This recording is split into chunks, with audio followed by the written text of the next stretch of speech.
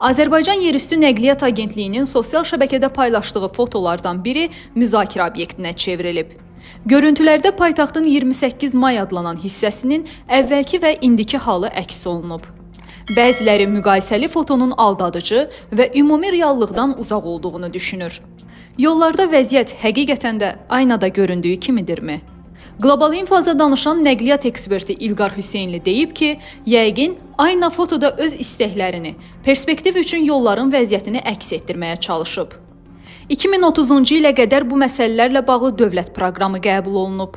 Görünür, həmin ildə sonrakı durumu belə təsəvvür edirlər. Lakin görüntülər reallığı əks etdirmir. Hazırda paytaxt yolları ciddi şəkildə tıxaclardan əziyyət çəkir. Günün saatları da itib. Əvvəllər səhər və axşamlar sıxlıq müşahidə olunurdusa, indi bu da yoxdur. Demək olar, istənilən saatda tıxaclarla rastlaşırıq. Ekspert bildirib ki, görüntülərdə əsas fərq parklanma ilə bağlıdır. Qısa müddətdə bunu təmin edə biliblər. Eyni zamanda avtobuslar üçün zolaqlar ayrılıb. Digər maşınların girişi məhdudlaşdırılıb.